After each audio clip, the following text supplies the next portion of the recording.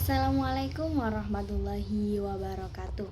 Sebelumnya perkenalkan, nama saya Fikrotul Nuronia dari Prodi Perbankan Syariah dengan NIM 24108020007. Dalam kesempatan kali ini saya akan menceritakan sedikit tentang dinasti Umayyah untuk memenuhi UTS Peradaban Islam.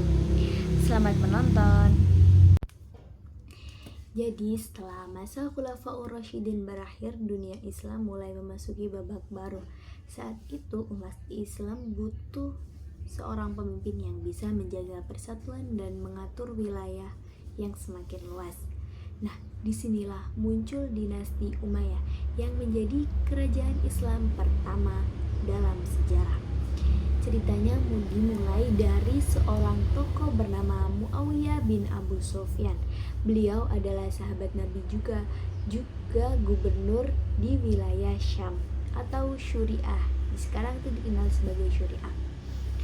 Setelah peristiwa perjanjian antara Hasan bin Ali dan Muawiyah, kepemimpinan umat Islam pun diserahkan kepada Muawiyah. Perjanjian itu isinya agar umat Islam tidak saling berperang lagi dan supaya kedamaian bisa tercipta. Dari sinilah pada tahun 661 Masehi berdirilah dinasti Umayyah dengan di ibu kota di Damaskus.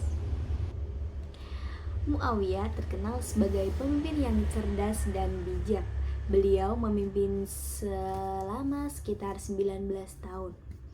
Dan di masa itu kekuasaan Islam makin meluas sampai ke Afrika Utara, Spanyol, dan Persia, bahkan sebagian India juga.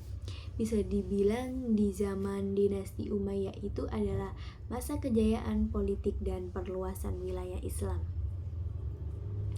Tapi bukan cuma di wilayah yang berkembang, pemerintahannya juga mulai lebih teratur dan modern dibanding sama sebelumnya. Muawiyah membuat sistem administrasi pemerintahan, membentuk angkatan laut, dan mulai memperkenalkan jabatan-jabatan resmi seperti gubernur, hakim, dan sekretaris negara. Beliau juga membangun jalan, masjid, dan bentengan pertahanan di berbagai wilayah. Setelah Muawiyah wafat, kekuasaan dilanjutkan oleh putranya, yaitu Yazid bin Muawiyah.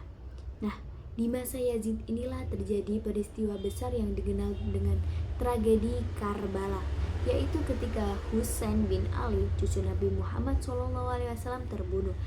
Peristiwa itu jadi titik sedih dalam sejarah Islam dan membuat banyak orang kecewa dengan pemerintahan Yazid. Dari situ mulai muncul perbedaan pendapat di antara umat Islam yang akhirnya membentuk kelompok Sunni dan Syiah. Walaupun begitu, dinasti Umayyah tetap berjalan dan terus berkembang hampir selama 90 tahun. Setelah Yazid, ada banyak khalifah lain yang memimpin, di antaranya Abdul Malik bin Marwan dan Walid bin Abdul Malik. Dua khalifah ini terkenal banget karena masa mereka dianggap masa keemasan dinasti Umayyah. Abdul Malik dikenal dengan banyak reformasi penting. Beliau mengganti bahasa administrasi dari Yunani dan Persia menjadi bahasa Arab, biar seluruh umat Islam punya satu bahasa resmi. Beliau juga mencetak mata uang Islam sendiri dan membangun kubah batu atau Dome of the Rock di Yerusalem. Bangunannya yang sampai sekarang masih berdiri megah. Kemudian anaknya Walid bin Abdul Malik melanjutkan pembangunan besar-besaran. Beliau membangun Masjid Umayyah di Damaskus dan melanjutkan perluasan wilayah sampai ke Spanyol lewat seorang panglima bernama Tariq bin Ziyad. Kalau kamu pernah dengar namanya Jabal Tariq atau Gibraltar, itu berasal dari nama beliau. Tariq dan pasukannya berhasil membawa Islam sampai ke Eropa. Pencapaiannya luar biasa banget di masa itu.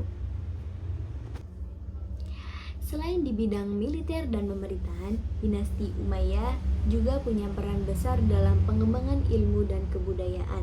Mereka mulai mendirikan sekolah, perpustakaan, dan pusat ilmu pengetahuan. Bahasa Arab semakin berkembang dan digunakan di berbagai negara, bukan cuma tempat ibadah, tapi juga ilmu dan perdagangan. Tapi sayangnya seiring waktu, kekuasaan dinasti Umayyah mulai melemah. Beberapa khalifah setelah masa keemasan hidupnya mewah, bahkan ada yang terlalu sibuk dengan urusan istana. Rakyat mulai merasa kecewa karena keadilan berkurang dan banyak pejabat yang korupsi. Selain itu, muncul juga banyak pemberontakan dari berbagai wilayah. Akhirnya di tahun 750 Masehi, dinasti Umayyah resmi runtuh setelah kalah dari dinasti Abbasiyah yang dipimpin oleh Abu Abbas al-Shafa. Namun, satu cabang keluarga dinasti Umayyah berhasil melarikan diri ke Andalusia atau Spanyol dan mendirikan dinasti Umayyah di Spanyol, yang nanti juga akan jadi pusat peradaban Islam baru di Eropa. Walaupun akhirnya jatuh, dinasti Umayyah tetap punya jasa besar dalam sejarah Islam. Mereka berhasil menyatukan wilayah luas, menyebarkan Islam ke berbagai benua, dan meletakkan dasar pemerintahan Islam yang kuat. Tanpa perjuangan mereka, mungkin Islam tidak akan secepat ini dikenal sampai Afrika, Asia, dan Eropa. Oke, sekian video saya kali ini. Apabila ada kesalahan, mohon maaf sebesar-besarnya. Terima kasih sudah menonton sampai akhir. Assalamualaikum warahmatullahi wabarakatuh. Bye-bye.